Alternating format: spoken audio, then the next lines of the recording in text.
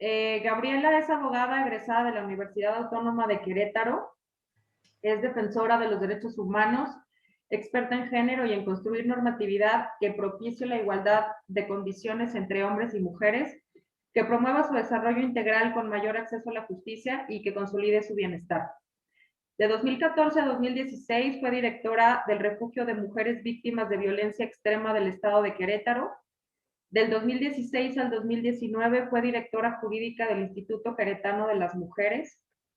A partir de 2019 es coordinadora de la Unidad Móvil de Orientación para las Mujeres del Instituto de las Mujeres del Estado de San Luis Potosí y es consultora en género y seguridad de las mujeres. Nuevamente, bienvenida Gaby, estamos muy contentos y agradecidos contigo de que nos haya regalado unos minutitos el día de hoy para platicarnos de violencia política de género. Adelante, cuando gustes dar inicio. Gracias. Pues muchísimas gracias de verdad por la invitación a la licenciada Erika Velázquez, la titular del Instituto de las Mujeres, pues que nos permite también abrir estas líneas de comunicación y poder compartir con ustedes este importante tema, que voy a empezar a compartir pantalla, si me lo permite. Bien, pues bueno, vamos a hablar de la violencia política por razón de género y justamente el objetivo de esta charla va a ser el poder ubicar y conocer qué es la violencia política de género para poder así hacerla efectiva. No basta nuevamente que haya solamente reformas o un marco jurídico integral al respecto, sino también que se le dé efectividad a través de la comunión y de la parte orgánica de las instituciones.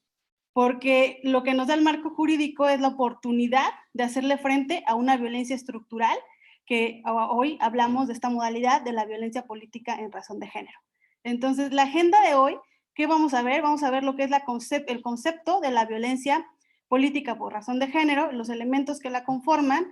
Vamos a hablar de las reformas de paridad del último año, del anterior, las principales aportaciones sustantivas y adjetivas de esta reforma, así como las medidas cautelares, que son muy importantes conocerlas, un poquito el juicio ciudadano, algunas reformas que tuvo por ahí, y finalmente los retos que por ahí aún tenemos pendientes y que me parece importante que analicemos el día de hoy, sobre todo pues entre nosotros, que esta ley y las reformas dejan un parámetro para la interpretación y la argumentación jurídica que es muy importante saberla aterrizar, ¿no? Y es lo que hoy espero que entre todos podamos reflexionar estas áreas de oportunidad que nos da la ley y la reforma para hacer efectivo estos avances.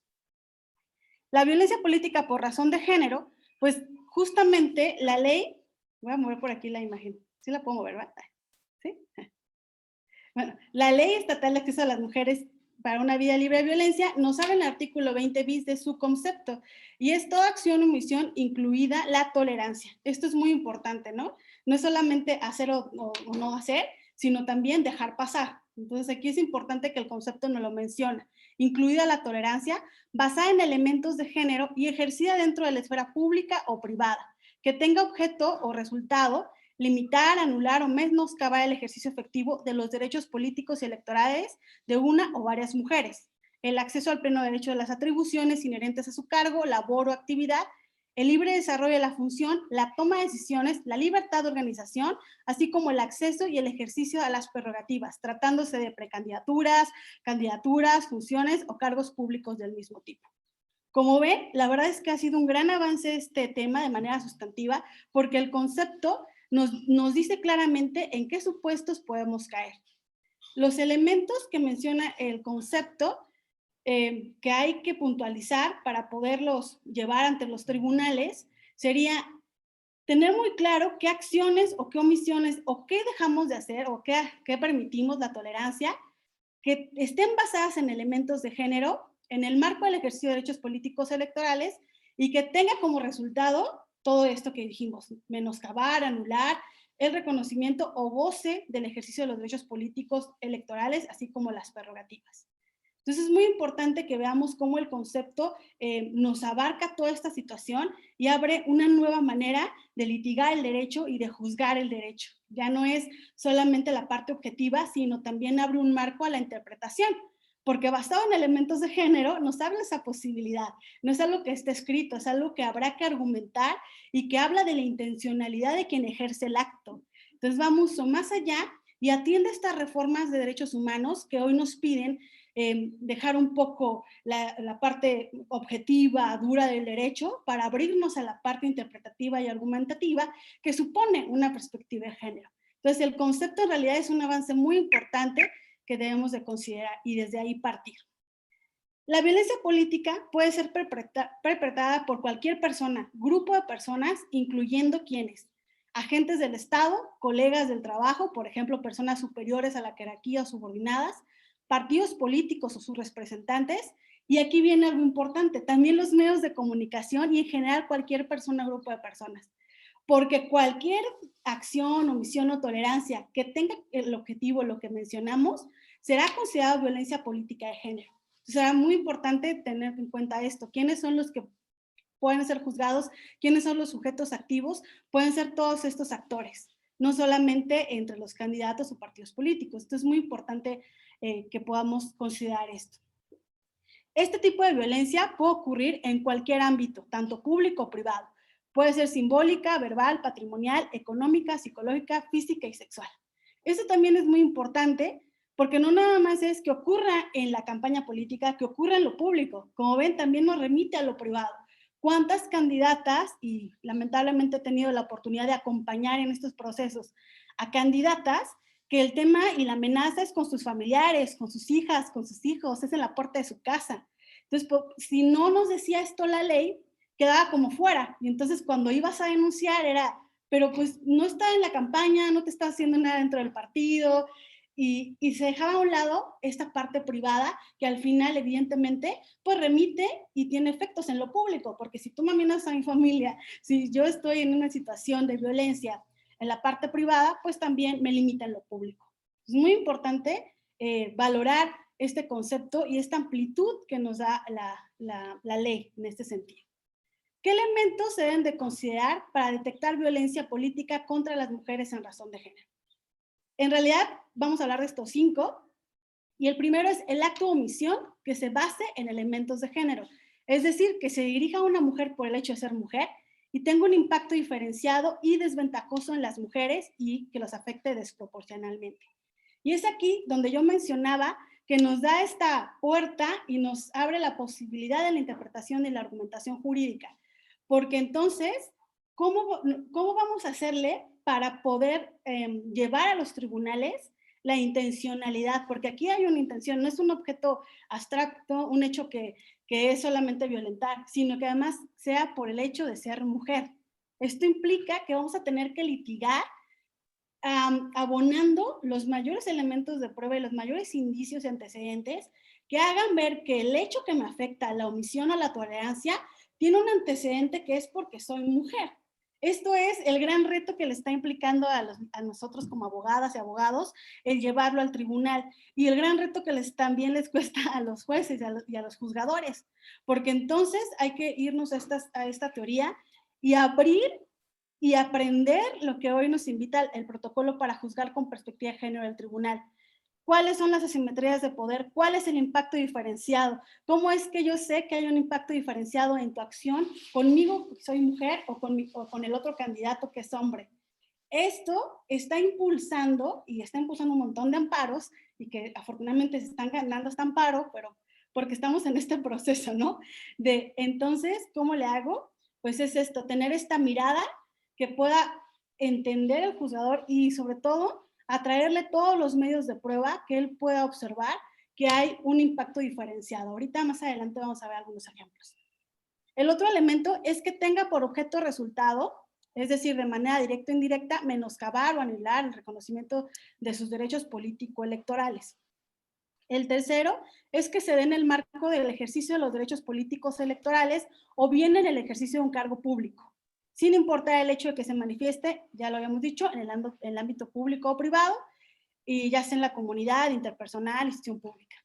El cuarto es que sea simbólico, verbal, patrimonial, económico, físico o sexual, o psicológico. Es decir, ya entra dentro de las modalidades de violencia, que esto también lo mencionaré, que es un avance sustantivo.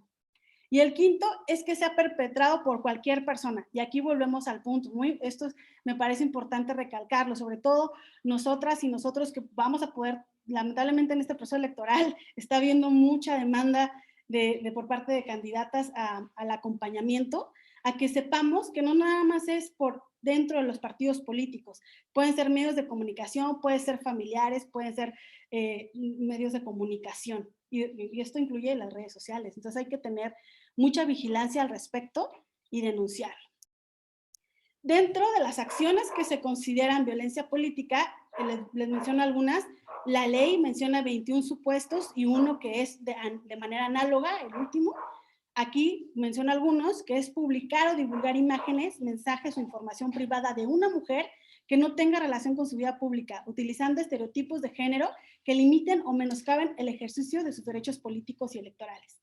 O sea, es ahí cuando vemos imágenes de candidatas o mujeres que pretenden entrar a la vida política y empiezan a llenar redes o WhatsApp con imágenes que atienden contra su vida privada, y entonces puedes denunciar.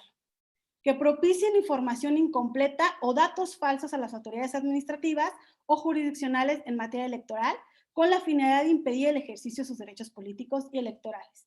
Lamentablemente esto pasa mucho, crean, es triste, pero así es.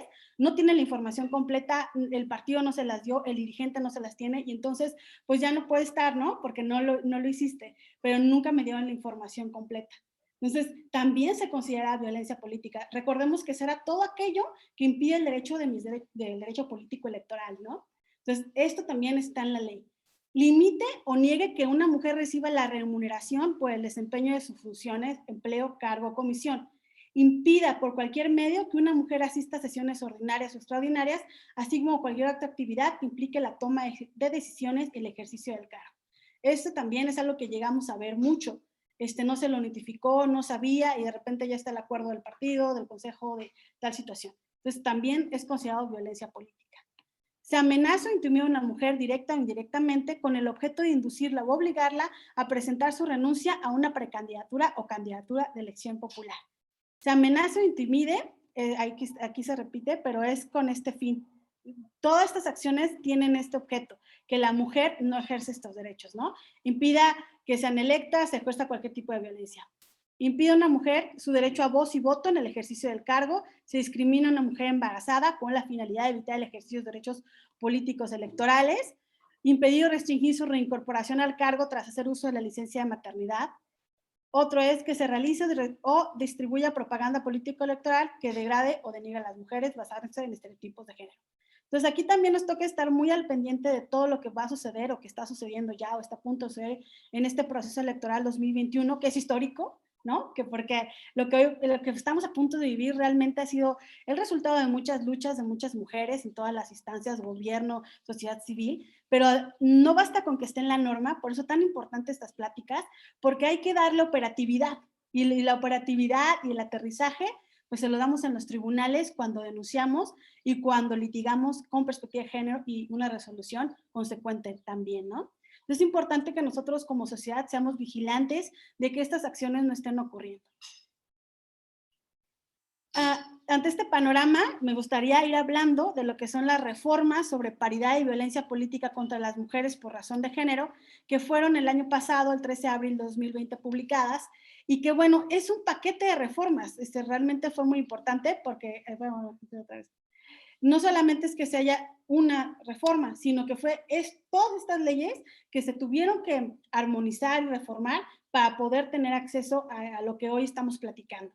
Fue la Ley General de Acceso de las Mujeres a una Vía Libre de Violencia, la Ley General de Instituciones y Procedimientos Electorales, la Ley General del Sistema de Medios de Impugnación en materia electoral, la Ley General en materia de delitos electorales, la Ley Orgánica de la Fiscalía General de la República, la Ley Orgánica del Poder Judicial de la Federación, la Ley General de Responsabilidades Administrativas. Realmente fue una amplia reforma que nos da hoy la posibilidad de tener un piso parejo o poder accesar que muchas mujeres puedan simplemente tener el libre ejercicio de sus derechos políticos electorales, que tristemente pues no ha sido así y hemos tenido que crear todas estas reformas.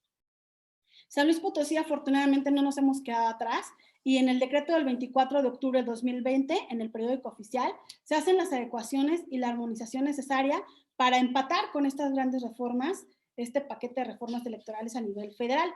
Y pues en la Ley de Acceso de las Mujeres a una Vía Libre de Violencia, en el artículo 4, está justamente lo que ahorita platicábamos, Sobre los 21 supuestos está el concepto y están los supuestos. Y en el Código Penal se especifica aún más el delito de violencia política contra las mujeres, que es sancionable y en cuáles se encuadra, ¿no? Entonces, eso es muy importante también saberlo. ¿Cuáles son las aportaciones esenciales de esta reforma que me gustaría platicar hoy con ustedes para la reflexión? Pues vamos a ver las aportaciones sustantivas y adjetivas. En materia sustantiva, ¿cuáles son los elementos significativos? Pues la conceptualización de los 21 supuestos de conductas típicas y uno abierto, las análogas, ¿no? Porque antes no estaba tan determinado y esto dejaba muchísimo abierta la puerta a la subjetividad y a la no sanción. Siguiente elemento sustantivo es la definición del elemento directo de por razón de género.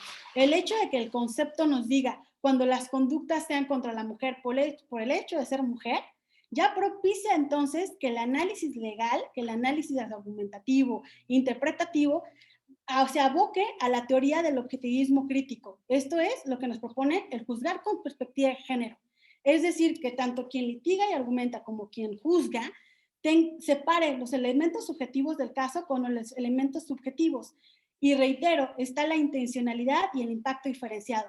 ¿Cuál es la diferencia de que nos dan estas normas que antes no teníamos? Este enfoque de intencionalidad e impacto diferenciado es lo que inserta estas reformas y por lo tanto dan la oportunidad a las mujeres de crear una defensa con mayor perspectiva de género y con más elementos para poder acreditar ante el juzgador la violencia. Esto abre el panorama, porque la verdad es que antes y ahora, ¿no? La violencia política contra las mujeres no se ejerce en un hecho determinado, es consecutivo, se va creando, es histórico. Ya después hay actos muy lamentables que hoy vemos en las campañas o durante un ejercicio del poder, pero realmente es algo intencionado y que tiene un impacto diferenciado. Y esto antes de la reforma no lo podíamos acreditar, no lo podíamos subir a nuestros escritos. Hoy es importante que hoy lo hagamos ver. Esto le da mucha efectividad a la reforma. Entonces, esto como la parte sustantiva. En la parte objetiva, también hay un aspecto procesal que la reforma fortalece. Es el PES, es el proceso especial sancionador. Se mantiene la separación de competencias federal y estatal y nos dice que el PES lo generaliza como el proceso que va a ser el adecuado para sancionar estas conductas. Por ahí he escuchado como varias reflexiones al respecto que dicen, bueno, es que ya como que se federalizó, ya todo va a ser por el PES. Realmente la reforma no dice eso, la reforma sigue respetando el hecho en que cada estado pueda haber competencia dependiendo del delito o de la acción o omisión que se trate. Pero lo que hace la reforma es generalizar y nos da un panorama más homólogo a nivel nacional para poder tomar el PES como este proceso especial sancionador. Algo que hace falta es que se armonice las medidas cautelares y de protección que señala la LEGIPE en los procesos especiales sancionadores, pero en realidad también de manera objetiva nos fortalece y es importante que así lo veamos y que acudamos al PES de esta manera. ¿Cuáles son los órganos o instancias facultadas para conocer de estos casos? La violencia política contra las mujeres en razón de género puede sancionarse a través de la configuración de diversos ordenamientos. Puede ser penal, electoral o administrativo. ¿Y de qué depende? Depende de la expresión de la violencia. Depende de la naturaleza del delito, de la naturaleza de la acción, omisión o tolerancia. Si es una infracción electoral, ya dependerá para que puedas acudir a cada instancia. Pero principalmente es el Instituto Nacional Electoral, los OPLES, la Fiscalía Especializada y el Tribunal Electoral del Poder Judicial de la Federación. Principalmente estos son los órganos competentes.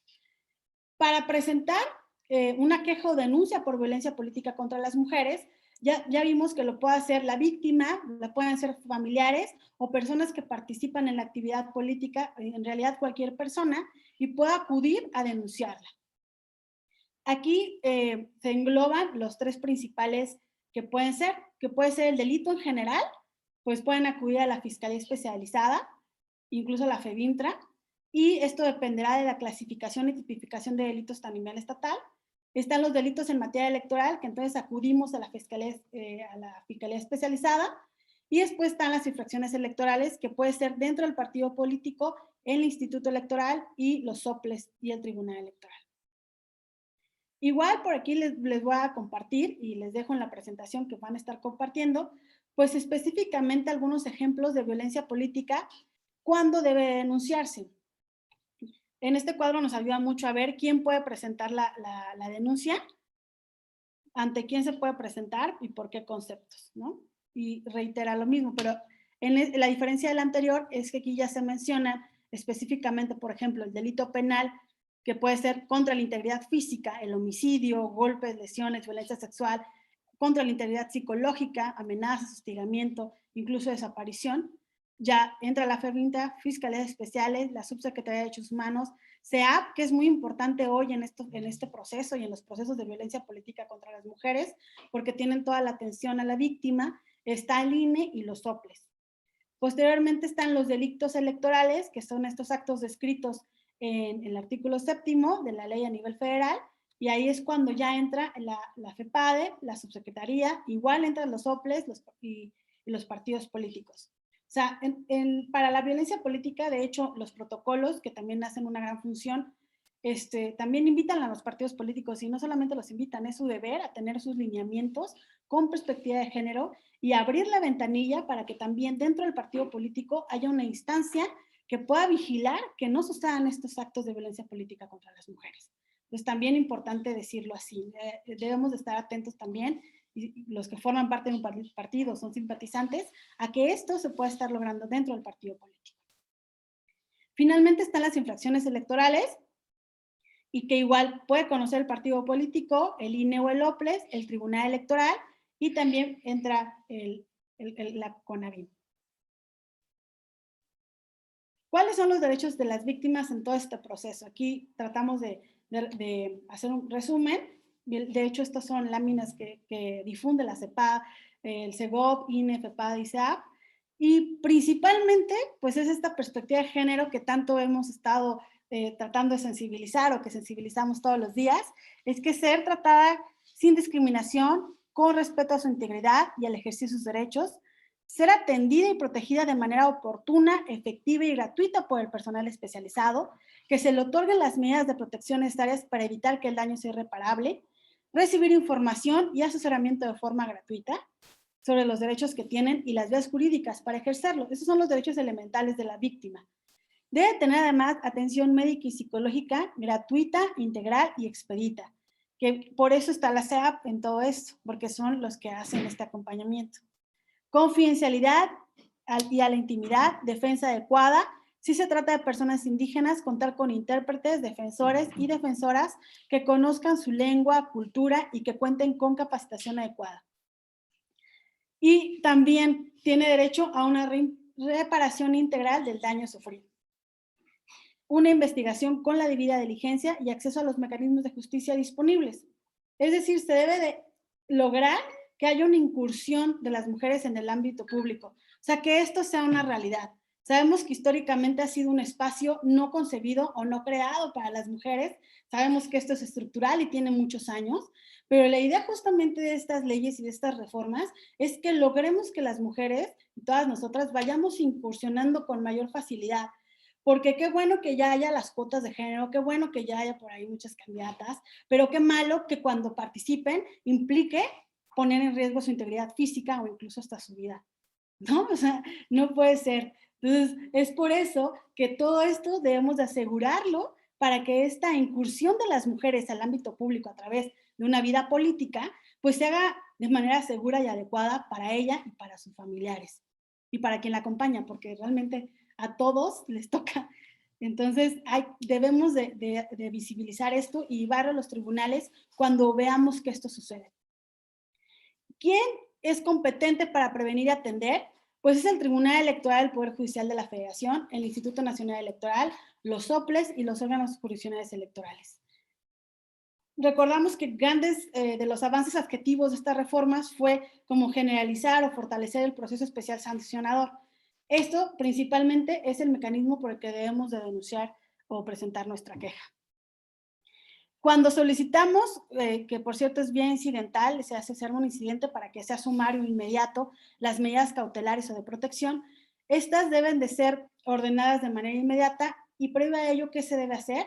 Se debe realizar un análisis de riesgos y un plan de seguridad. Se debe retirar la campaña violenta contra la víctima, haciendo públicas las razones. Cuando la conducta sea reiterada, por lo menos en una ocasión, suspender el uso de prerrogativas asignadas a la persona agresora, ordenar la supresión del cargo partidista de la persona agresora y cualquier otra requerida para la protección de la mujer o víctima o que ella solicite. Esto está dentro de las medidas primarias para la protección, es de manera inmediata cuando lo solicitas. Finalmente, cuando lleguemos a la resolución de este procedimiento, ¿qué es lo que debemos de esperar? Pues se debe de esperar que se atienda pues a todos los mecanismos internacionales y a todo lo que nos han dicho de manera reiterada la Corte Interamericana, los protocolos y los tratados. Debe haber una indemnización de la víctima, restitución inmediata en el cargo al que fue obligada a renunciar por motivos de violencia, disculpa pública y medidas de protección. Igual quise poner estas láminas para poder también promover lo que es el Observatorio de Mujeres de San Luis Potosí. Esta es su página. Toda esta información y la que se va actualizando se va subiendo en este observatorio para que ustedes también puedan ahí, hay bibliografía, hay archivos para que también podamos promoverlo y hagamos también activo este observatorio. Yo ahora voy a hablarles de algunos ejemplos de las medidas cautelares, el caso de Zaragoza, que me parece que fue muy sonado y que mucho tratamos y que hemos puesto de ejemplo. Igual, en el mismo observatorio pueden ver ustedes ahí la lámina. No sé si ustedes recuerdan el caso, pero fue la violencia política, ¿no?, que sufrió la presidenta municipal por parte del regidor del ayuntamiento y de un grupo de particulares, que fue agresiones físicas y verbales, e incluso amenazas de muerte, ¿no? Hubo todo, y emplearon armas de fuego, toma de instalaciones, paralización de los servicios públicos municipales. En realidad fue un caso bastante grave. ¿Y cuáles eran los objetivos de estos actos? Ahí vamos a la intencionalidad. Recuerdan lo importante de la reforma y de este panorama, ¿no?, que nos abre. Tenía como fin obligar a la presidenta a renunciar a su cargo para que el regidor asumiera la presidencia. Ese es el objetivo de toda esta violencia. Y entonces, ¿qué proceso llevó ella? Y aquí igual el observatorio nos comparte esta lámina. Presentó su denuncia ante el Tribunal Electoral de San Luis Potosí, se emitieron las medidas de protección primarias, que justamente, miren, son estas, las medidas de protección primarias, dejen también aquí, fueron la conminación al agresor principal de cesar y abstenerse de cometer actos de violencia contra la presidenta, y aquí se amplía, ¿no?, ante familiares y colaboradores, y también la protección policial a cargo de la Secretaría de Seguridad Pública del Estado para garantizar la seguridad, integridad y la vida del actor y sus familiares y colaboradores. Eso fue lo primerito que se hizo en su caso. Después hubo un recurso de reconsideración para que se ampliaran las medidas. Era tan fuerte la violencia que se pedía más protección. Y entonces tú recurres a este recurso y hay una ampliación de las medidas. ¿Y en qué sentido se ampliaron? La ampliación fue la separación del delegado de su cargo. Ay, perdón, la vinculación de la autoridad estatal para lograr el acceso. Por ahí, la vinculación de la autoridad estatal para lograr el acceso y prevención del actor en el Palacio Municipal y áreas en las que se impide su acceso, conminación a particulares a quienes el actor atribuyó actos de violencia política para que se hagan las agresiones. O sea, aquí después también hubo la ampliación y la modificación. A mí me gusta mucho que la podamos observar y el proceso que llevó a cabo, porque ella logró, pues, la restitución de sus derechos políticos y electorales, pero además se emitieron las medidas pertinentes.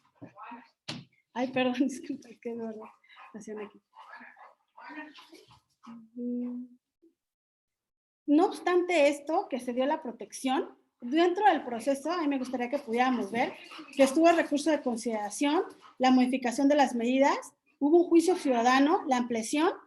No obstante todo ello, de todos modos, el que era el demandado, el que era el agresor, impuso un recurso de reconsideración y este fue desechado y las vigencias de las medidas se mantuvieron. Entonces, quiero que aquí se ve todo el caminar que llevó la presidenta municipal en su momento, no solamente para obtener las medidas de protección primarias, sino que hubo necesidad de la ampliación, de la modificación y que pueda haber otros recursos para que estas medidas se mantengan. Yo creo que es el ejemplo como más significativo que podemos tener en este caso. ¿Cuáles son los efectos que deben de tener las medidas de protección? Pues garantizar la seguridad y la vida de las mujeres en el proceso electoral, así como la restitución de sus derechos políticos electorales. Ya lo mencionaba, se están dando de vía incidental por su sumariedad y por su inmediatez, ¿no? Estos no deben de tardar, deben de ser rápidas para que no pueda, pues lamentablemente, ocurrir otros hechos como feminicidio, ¿no? Pues, habrá que decirlo lo que sucedería en el caso de que no se dieran estas medidas. Hay una adecuación de los efectos al sistema jurídico interamericano. Como lo comentaba en una lámina anterior, ¿qué se busca después de la resolución del proceso especial sancionador? Pues que haya tres cosas, ¿no? La reparación, la satisfacción y la no repetición. La reparación integral, considerando al menos la indemnización, la restitución al cargo del que fue obligado a abandonar, la disculpa pública y medida de no repetición.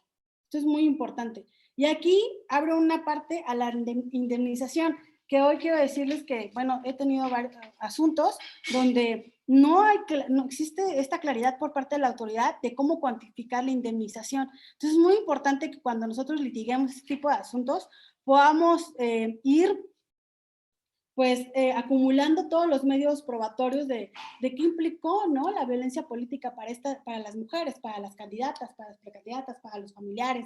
Entonces, me tuve que mudar, me tuve que ir a rentar por mi seguridad, tuve que ocupar traslados, todo esto para que después cuando vayamos a la resolución del proceso especial sancionador, podemos tener la indemnización correspondiente, porque bueno, yo por ejemplo llevo 2 años en un asunto y no hemos obtenido la indemnización, porque no es posible, no, o sea, no ha sido posible cuantificarla. Entonces, yo les hago como esa invitación también a que debemos de considerar que no solamente es que en ese momento la medida cautelar de protección se dé, sino que al final del proceso haya, sí, la restauración de los derechos políticos electorales, pero también se puede acceder a estos tres tipos de efectos que además pues están en el sistema jurídico interamericano. No sé si por ahí vamos a abrir preguntas y respuestas al final, o no, ¿verdad? ¿Es así? No sé si ustedes me van diciendo si continúo porque vamos a... Sí, adelante, Gaby. Si quieres, al final damos unos minutos para que Ah, pregunten. ok, Gracias. bien. Sí, porque voy a pasar, lo decía, porque aquí en el proceso que vimos de Zaragoza, como ven, está la denuncia ante el tribunal y después sigue, aquí vemos el juicio ciudadano a nivel federal. Desde el juicio ciudadano tuvo algunas reformas. Este juicio, en el inciso H del artículo 80, habilita al conocimiento directo de los tribunales de actos o omisiones que constituyan violencia política de género como impedimento del ejercicio de los derechos políticos electorales. Esto ha causado un poco de confusión, porque dices, bueno, es ante el OPLE, es ante el INE, o me voy hasta el juicio ciudadano, y se entraba un poco a decir, si el juicio ciudadano dice que sí están violentando, entonces ¿para qué? ¿No? ¿Cómo lo hacemos en la parte de la cadena como sancionadora? ¿En qué parte entra? No es así, realmente no hay una contradicción. Lo que hace es como que el juicio ciudadano también puede ser que no lo hayan determinado en la otra instancia, pero si en el juicio ciudadano a nivel federal es evidente que hay una constitución de elementos y actos o omisiones que constituyen la violencia política de género, de manera inmediata ellos pueden señalarla y también pueden emitir medidas cautelares y de protección. Entonces, esto es muy importante porque tenemos ya también esta instancia que coadyuva para que esto se haga una realidad. Este juicio ciudadano, pues también ahora tiene esa facultad, antes no la tenía. Pero también es algo importante de la reforma. ¿Qué retos quedan por ahí ante esta reforma? Pues hay dos principales que habrá que ir analizando y viendo cómo podemos también irlos llevando al litigio, ¿no? Y a las autoridades correspondientes, pues son las sanciones en la vía electoral a la autoridad por faltas en la materia. Esto no se contempla. Y también está el peso de la violencia política de género en la validez de la elección.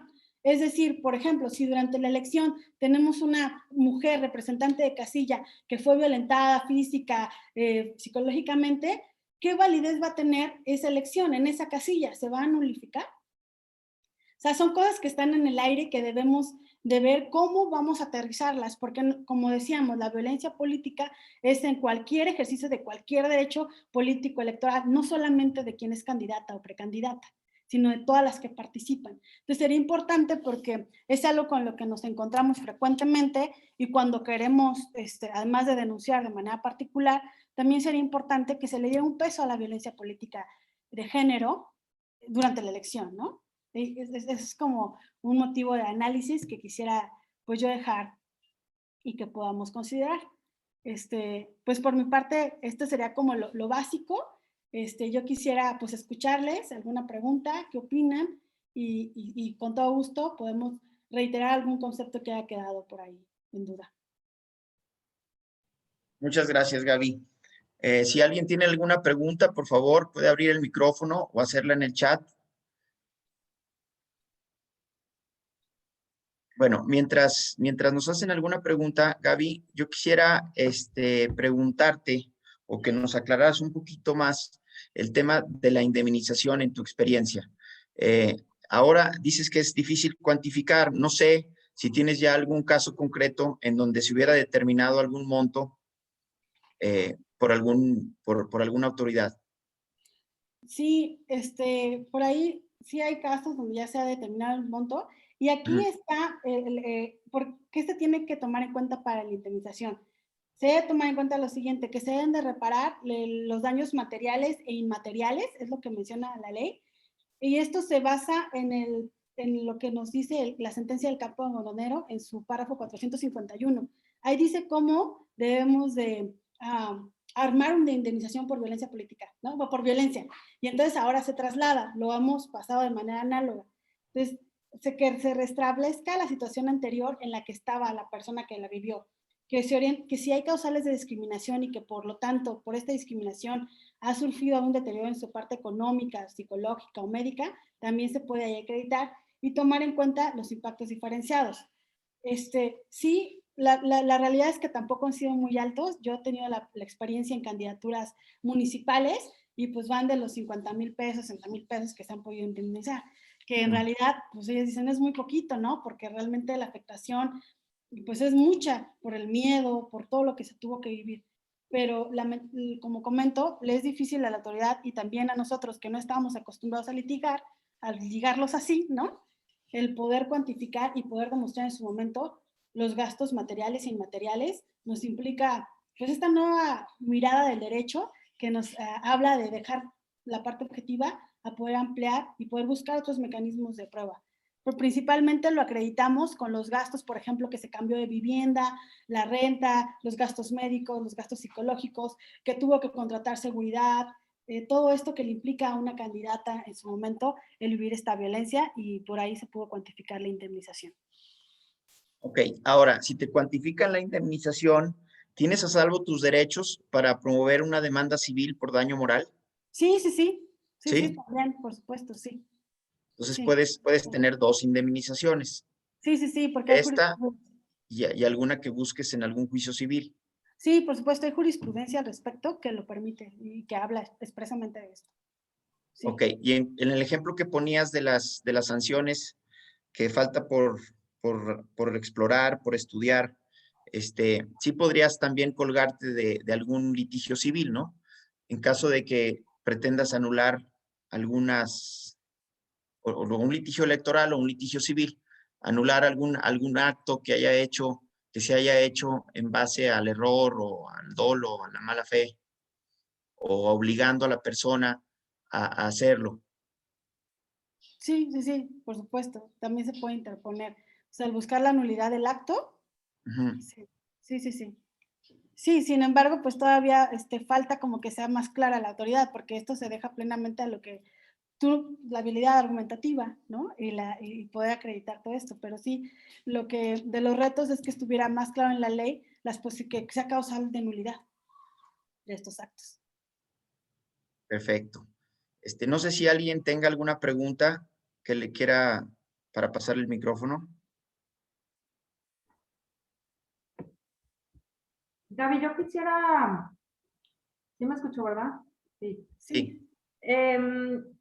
¿Cuál es esa línea delgada o qué características debe de tener estos comentarios o estas críticas que se pudieran hacer a las candidatas Yo entiendo desde luego que la violencia política de género pues tiene que ver con aquellos comentarios o críticas por el hecho de ser mujer. Sí. Pero ¿cuál es esa línea delgada? ¿Qué elementos deben tener estos comentarios por el hecho de ser mujer para que se considere como tal? Porque a lo mejor también puede ser pues por ahí un abuso, ¿no? Que se abuse de ese tema de que ya dijo esto, pero porque soy mujer y entonces esto tiene que ser un acto o de tipo violento, ¿no? ¿Qué características deben de tener este tipo de críticas o comentarios? Fíjate que ahí está justamente lo que decíamos, ¿no? El gran reto, el poder llevar tu argumentación y tu defensa a acreditar la intencionalidad del comentario. Por eso tan difícil también es para el juzgador sancionarlo. De las 111 denuncias que actualmente registran, hay un mínimo porcentaje de las cuales sí se acreditan como violencia política de género. Y justamente está en su dificultad. Me parecía que de los 111 estaba reportado 23, ¿no? Que nada más se han podido acreditar. Entonces, es muy poquito, esto es a nivel federal, y es estadística, justamente porque habrá que decir eso, habrá que acreditar que el comentario que hiciste, que lo que publicaste, limita y tiene la intencionalidad de limitar mis derechos políticos electorales. Yo por ello ya no puedo y ya no estoy en el mismo piso parejo que tú para poder estar candidata, porque ya al desprestigiarme, ¿no? En mi ámbito moral o familiar, pues ya me dejas en desventaja y tu objetivo no es particular, sino justamente en este periodo electoral y justamente va tendiente a que ya yo no pueda obtener pues esta regiduría, la candidatura o que pueda ganar. Esa es la línea delgada, licenciada Marcela, o sea, en acreditar la intencionalidad. Gracias, Gaby. Y no sé, también quería saber tu opinión de los procesos anteriores en el que ya había, pues ya teníamos un poquito en esta materia, ¿no? Ya había avanzado algo, ahora a raíz de la reforma, pues me supongo que estamos mucho mejor, o eso quiero creer. Sí, sí, Pero sí. ¿ves tú alguna evolución? No sé cuál sea tu visión de esto. A mí me parecía que antes, o bueno, cuando menos en las elecciones pasadas, que creo yo que también es violencia política de género, que se le daba precisamente a las mujeres los distritos más difíciles, ¿no? Para cumplir esa cuota de género, pues entonces pone a la mujer, pero aviéntala al que siempre perdemos, ¿no? Y entonces no sé cómo ves tú ahora. ¿Sí mejoramos? ¿Cómo ves tú? ¿Sí hemos mejorado de las elecciones pasadas a estas? ¿Ves que el panorama nos ha dado un poquito más de equidad en ese sentido? Sí, me parece que de manera forzosa, ¿no?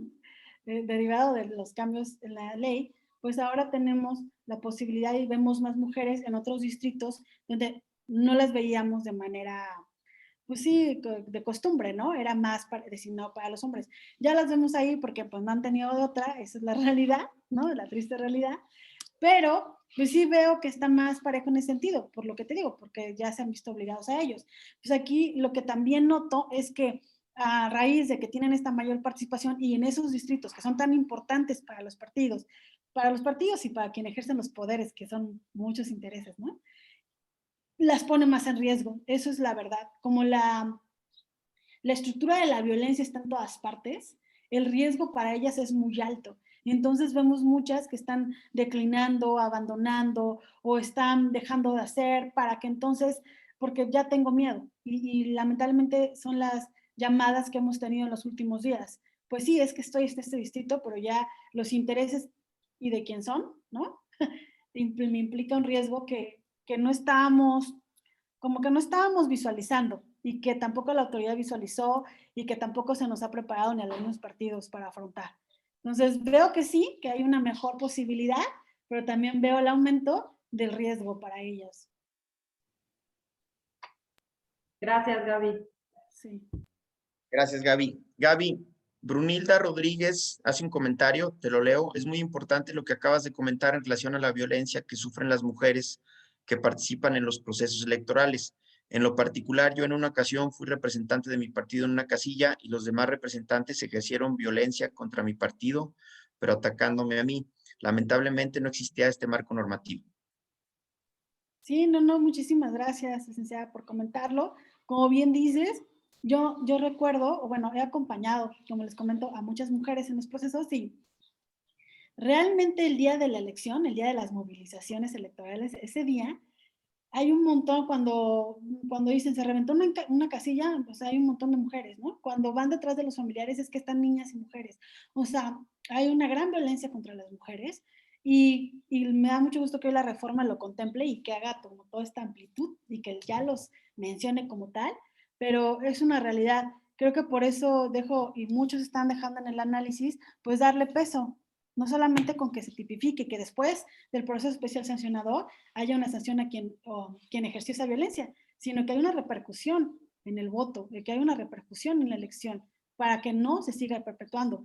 Porque mientras esto no tenga ese peso, entonces pues no importa, me espera el proceso, ¿no?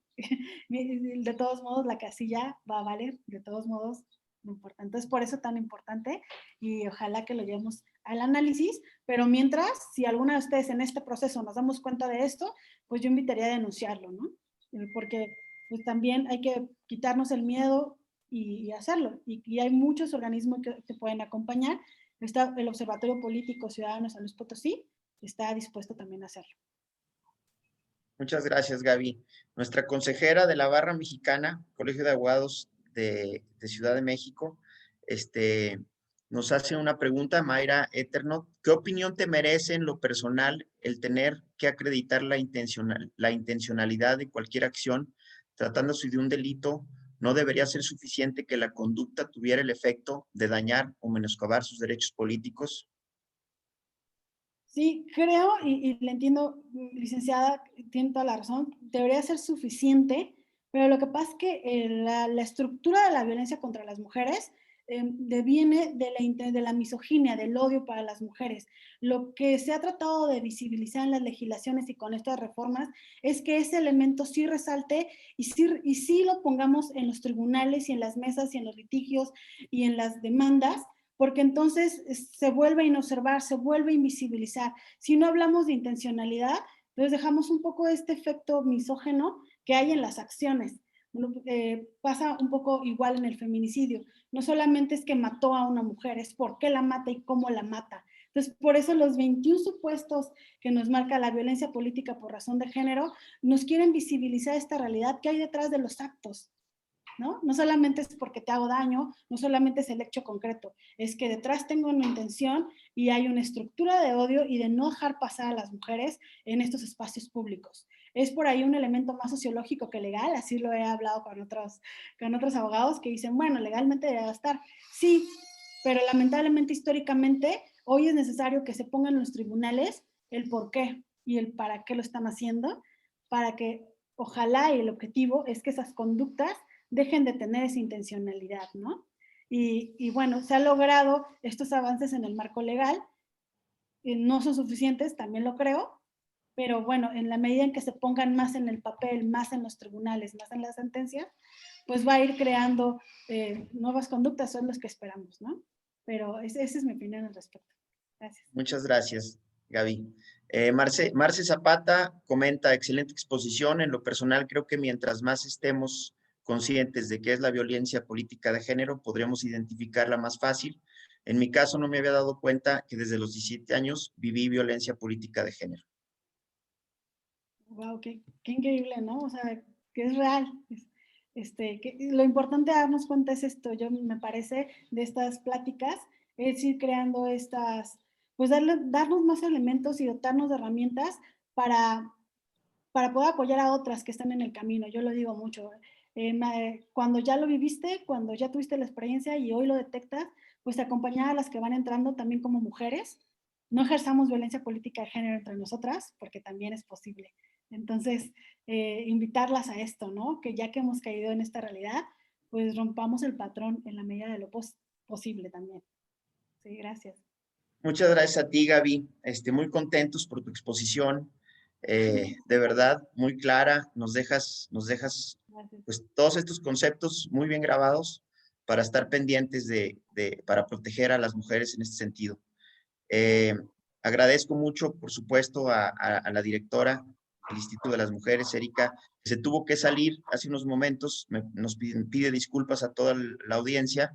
Tenía otra sesión ahorita a las 6 de la tarde, entonces va corriendo.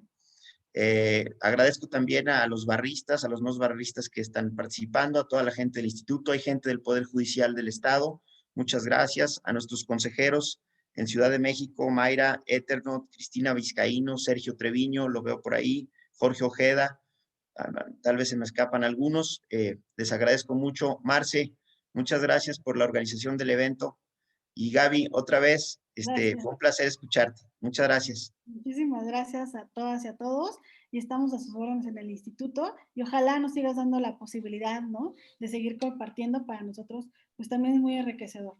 Gracias. Gracias, Gaby. Gracias, Hasta luego. Gaby. Buenas tardes.